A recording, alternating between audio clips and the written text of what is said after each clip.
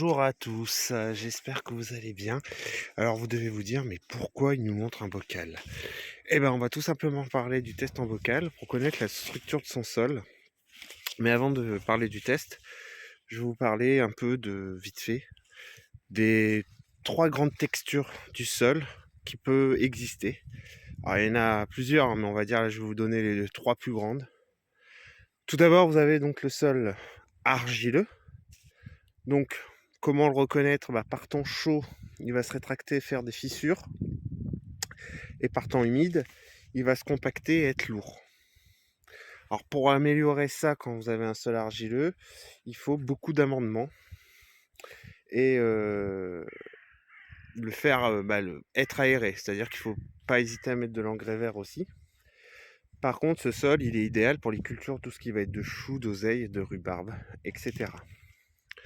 Ensuite, autre structure, vous avez le sol sableux. Donc, suite au test que je vous parlerai après, moi j'ai plus une tendance sur un sol sableux. Donc, comment le reconnaître comme ça?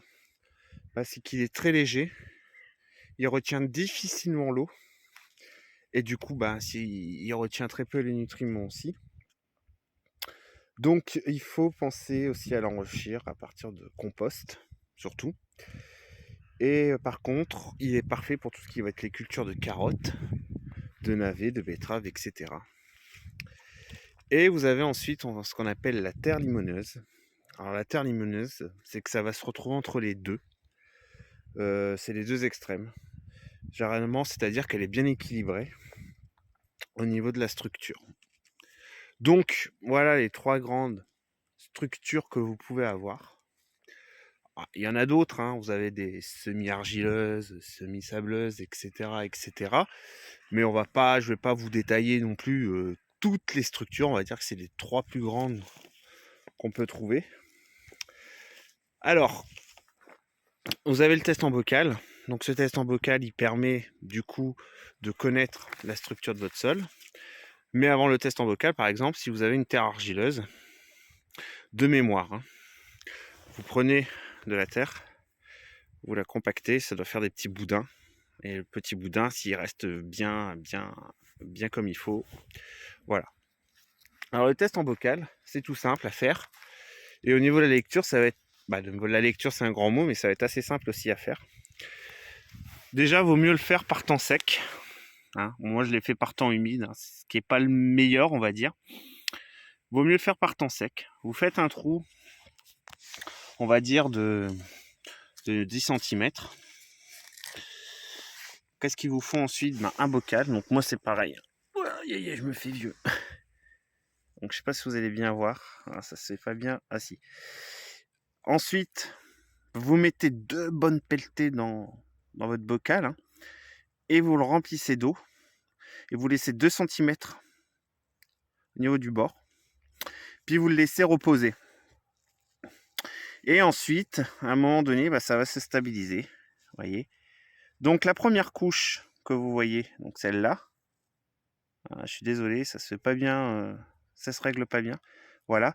La première couche, ça va être le sable. Ensuite, la deuxième couche qui va suivre. Désolé.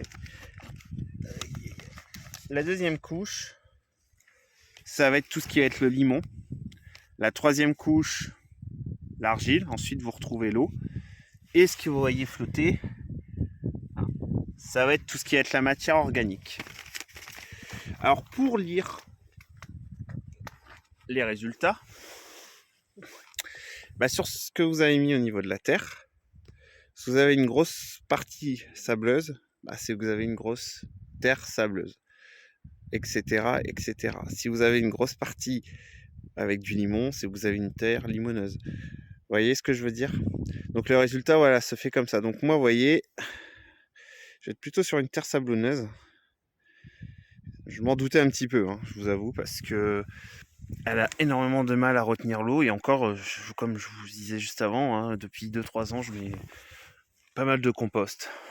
Je fais pas mal d'amendements dessus. J'ai testé l'engrais vert n'a pas été top. Et après, voilà. Donc, je trouve que connaître son sol, ça peut aider pour les futures cultures. C'est pour ça que cette année, j'ai vraiment testé ce test en bocal.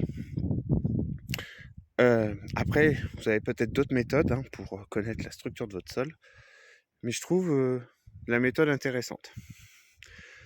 Donc, j'espère que ça pourra vous aider. Sur ce, je vous souhaite une bonne journée à tous, et partageons et apprenons ensemble, et sans jugement. Allez, bonne journée.